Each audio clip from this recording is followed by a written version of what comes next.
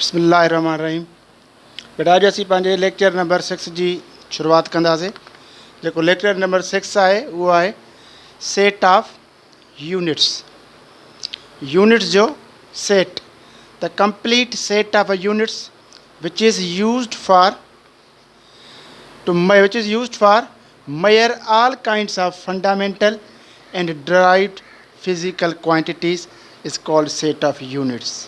यानी यूनिट्स जो अहिड़ो सेट जंहिंजी मदद सां असीं फंडामेंटल क्वांटिटीज़ ऐं डिराइव्ड क्वांटिटीज़ खे मेयर कयूं, उनखे असीं चवंदासीं सिस्टम ऑफ द यूनिट्स।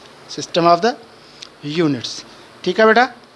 हाणे fundamental quantities and derived quantities, already you have learnt about the fundamental and derived physical quantities।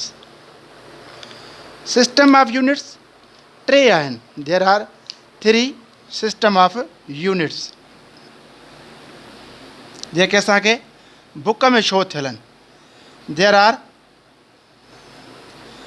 three system of units।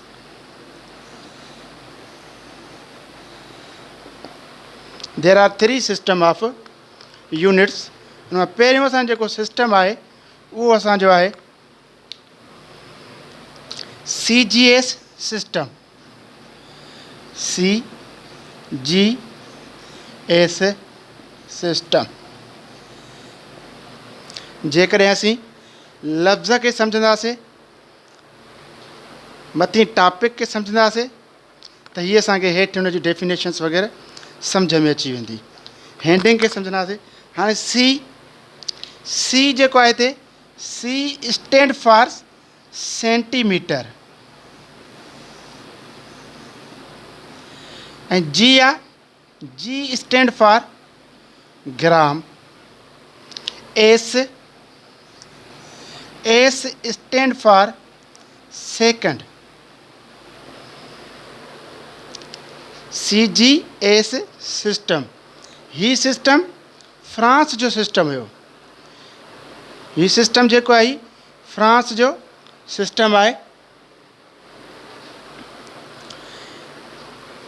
हिन जी असां डेफिनेशन जेकॾहिं ईज़ी ठाहियूं त असीं हिन खे ॾिसी करे ठाहे सघूं था। Centimetre which is used for length.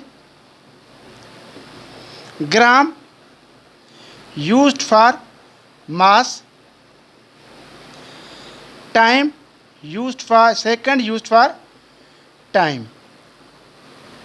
the definition लिखंदा, the system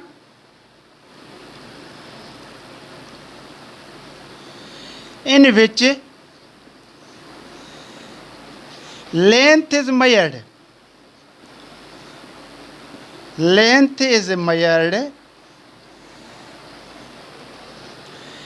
in centimeter, mass is measured in gram,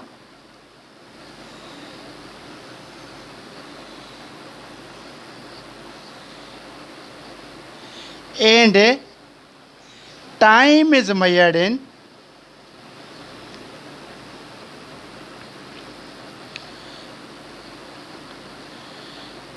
second. अहिड़े सिस्टम खे असीं चवंदासीं CGS सिस्टम। अहिड़ो सिस्टम जंहिंमें असीं लेंथ खे मेयर कयूं सेंटीमीटर में, ऐं मास खे मेयर कयूं ग्राम में, ऐं टाइम खे मेयर कयूं सेकंड में। त अहिड़े सिस्टम खे असीं चवंदासीं CGS सिस्टम। ही सिस्टम कहिड़े मुल्क में इस्तेमालु थींदो हुयो? This system was used in the France. ही फ्रांस जेको आहे मुल्क में इस्तेमालु कयो वेंदो। उनखां ॿियो जेको सेकंड नंबर आहे उहो आहे असांजो FPS सिस्टम। असांजो जेको सेकंड आहे उहो आहे असांजो FPS system. FPS system. In same way FPS, F stand for foot, F stand for foot, foot can mayor the length, foot जेको आहे इहो मेयर कंदो लेंथ खे। P stand for pound, S stand for second. Pound असीं इस्तेमालु कंदा आहियूं force जे लाइ, पर हिते पाउंड असीं यूज़ कंदासीं मास जे लाइ। मास हिन सिस्टम में डिराइव्ड क्वांटिटी आहे, हूअं मास फंडामेंटल क्वांटिटी आहे, पर हिन FPS सिस्टम में जेको मास आहे इहो असांजो डिराइव्ड क्वांटिटी आहे। तंहिंजे करे असां पाउंड खे बि मास लाइ इस्तेमालु करे सघूं था। ऐं एस आहे सेकंड, जेको कंहिंखे मेयर कंदो, टाइम खे मेयर कंदो। FPS सिस्टम, ही सिस्टम जेको आहे असांजो FPS सिस्टम, ही ब्रिटिश सिस्टम आहे। ही ब्रिटिश में इस्तेमालु थींदो FPS system. F stand for foot, P stand for pound, S stand for second.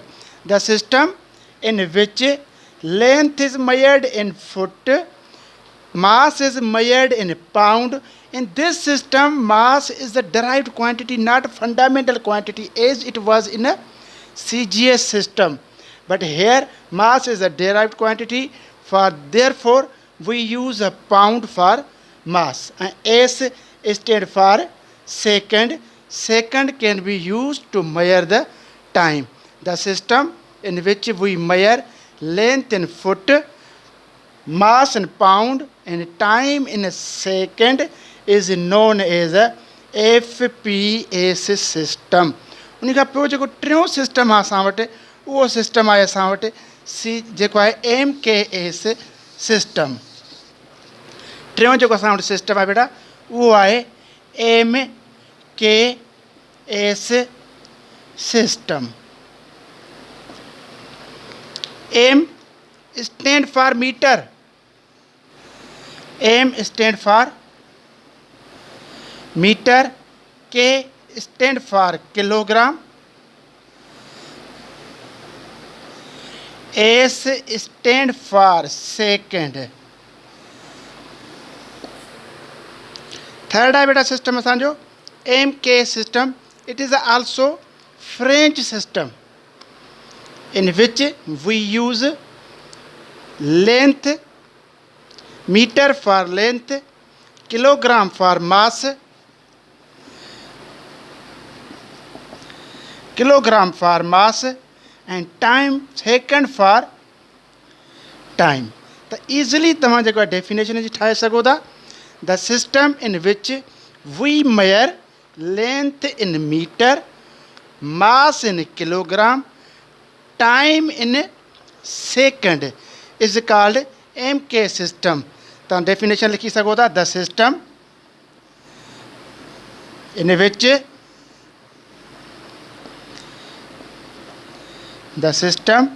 विच we measure length in meter,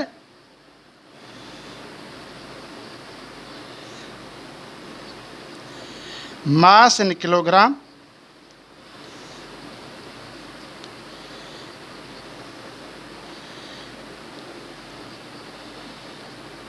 time in second।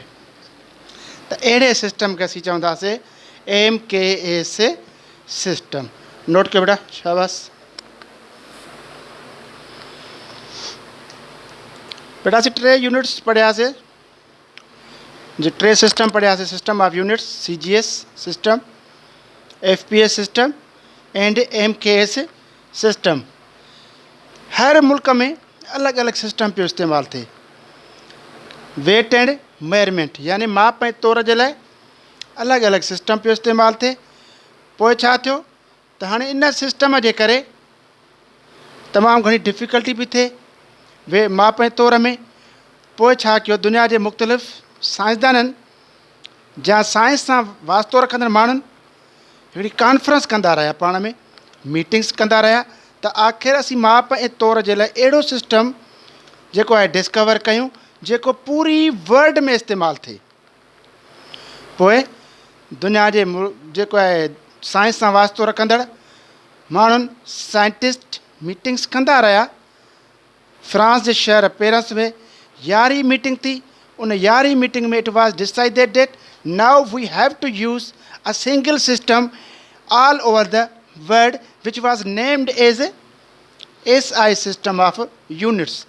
हिन मां तव्हां एब्रीवेशन मां सम्झी वेंदव त इंटरनेशनल सिस्टम ऑफ यूनिट्स लिखो या इंटरनेशनल सिस्टम ऑफ यूनिट्स लिखो। त असीं अहिड़ो सिस्टम जेको इन 1960 ईस्वीअ खां पोइ पूरी दुनिया में हिकिड़ो ई सिस्टम जेको आहे माप ऐं तौर लाइ इस्तेमालु कयो पियो वञे, जंहिंजो हुन नालो रखियो सिस्टम ऑफ इंटरनेशनल यूनिट्स, यानी बैन अवी जेको आहे सिस्टम पूरी वर्ल्ड में इस्तेमालु थिए, असीं उनखे इंटरनेशनल चवंदा आहियूं। It is the system which is used in the world since 1960 is known as SI system. ही SI सिस्टम CGS सिस्टम ऐं MK सिस्टम जो जेको आहे मेलाप आहे, ही इन सिस्टम जो ही मेलाप आहे। उन सभिनी यूनिट सिस्टम ऑफ यूनिट्स खे गॾाए करे ही सिस्टम ठाहियो वियो जंहिंखे असीं सिस्टम ऑफ इंटरनेशनल यूनिट्स चऊं था। ठीकु आहे बाबा। हाणे तव्हां छा कंदव, असांखे पहिरियां माप लेंथ जे लाइ किथे सेंटीमीटर यूज़ पियो करिणो पवे, किथे फुट पियो यूज़ करिणो पवे, किथे मीटर पियो यूज़ करिणो पवे। त इन डिफ़िकल्टी खे फेस करण जे लाइ दुनिया में हिकिड़े ई सिस्टम खे राइज कयो वियो जंहिंखे नालो ॾिनो वियो आहे सिस्टम ऑफ इंटरनेशनल। हाणे असीं पूरी वर्ल्ड में असां जेको आहे we will use the unit metre for length measured in metre. हाणे पूरी वर्ल्ड में असां जेको आहे लेंथ खे मेयर्ड कंदासीं मीटर में। ॿियो कोई बि असां सिस्टम जेको आहे यूनिट्स यूज़ न कंदासीं, न सेंटीमीटर यूज़ कंदासीं, न फुट यूज़ कंदासीं, न माइल यूज़ कंदासीं, न किलोमीटर यूज़ कंदासीं। हा, उन खे असीं मीटर्स खे चेंज करे सघूं था। किलोमीटर जेकॾहिं आहे, माइल आहे, फुट आहे, सेंटीमीटर आहे, नैनोमीटर आहे, जेको बि असीं लेंथ लाइ यूज़ कयो आहे, आख़िर उनखे चेंज असीं हिन में ई कंदासीं मीटर में। क्लियर?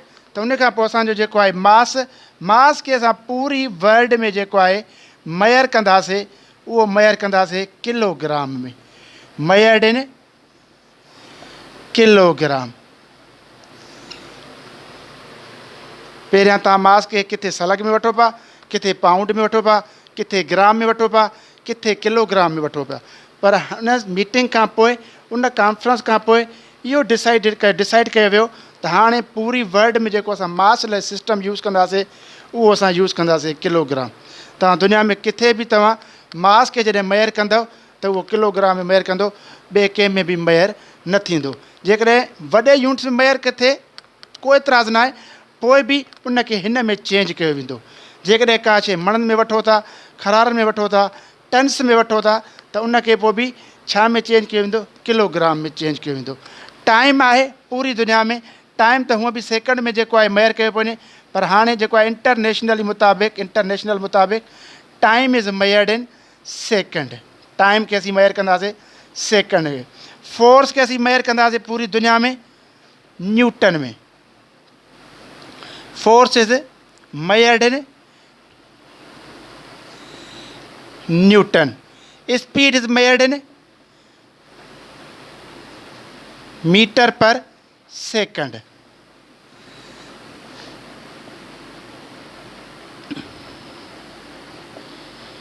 न असीं सेंटीमीटर पर सेकंड खणंदासीं, न किलोमीटर पर सेकंड खणंदासीं, न माइल पर सेकंड खणंदासीं, पर असीं जॾहिं बि स्पीड खे मेयर कंदासीं त स्पीड खे मेयर कंदासीं मीटर पर सेकंड में। फोर्स खे मेयर कंदासीं न्यूटन में मेयर कंदासीं। पूरी वर्ल्ड में किथे बि तव्हां फोर्स खे लॻायो, फोर्स खे असांखे मेयर करिणो पवंदो, उहो न्यूटन में मेयर करिणो पवंदो।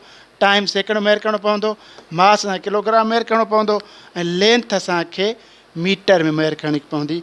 इहो आहे सिस्टम ऑफ यूनिट्स। नोट कयो बेटा, जल्दी कयो बेटा। असीं पाण पढ़ूं पिया SI सिस्टम। उन खां पोइ SI सिस्टम जॾहिं दरियाफ़त थी वियो, राइज थी वियो, त पोइ उनखे SI सिस्टम जा कुझु फ़ाइदा बि आहिनि जेके तव्हांजे बुक में ॾिनल न आहिनि, पर मां अॼु तव्हांखे कुझु ॿुधायां थो एडवांटेजिस of SI system. So the SI system is a coherent system of unit. इन जो मतलब है the all derived units can be obtained by the simple multiplication or division of fundamental units. Derived units are उनके चवंदा आहियूं those units which represents the derived physical quantities are known as the derived units. हाणे simple multiplication मिसाल ॻाल्हि असां जेकॾहिं speed is a derived quantity, its unit is meter per second.